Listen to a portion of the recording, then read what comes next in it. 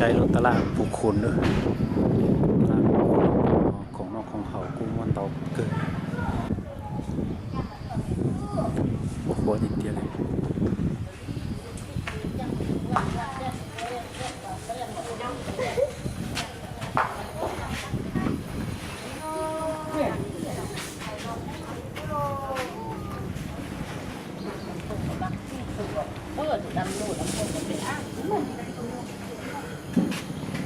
เ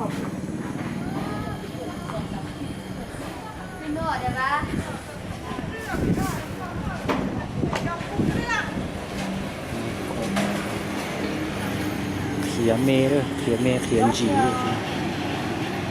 อยู่ว่าของนอกเสีย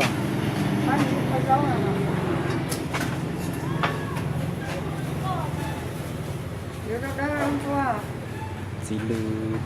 เต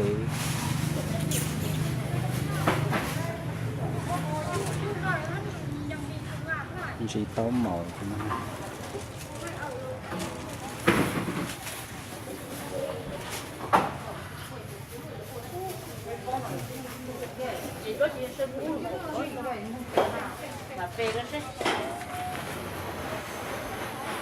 ยังทีตลาดเหรอ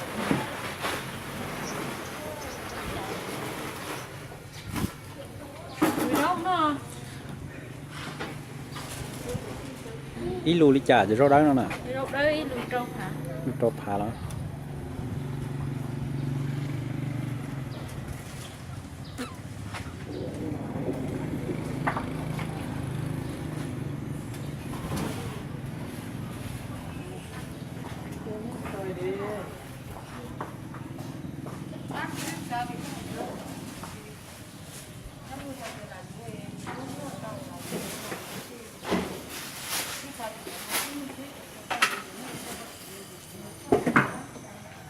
เป็นชัวร์น้อยลุยจ้ะ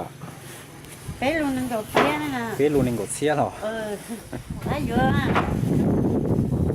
นอแต่ชิมเงียนี่แต่ได้เยอะอ่ะเยอะเป๊ะลู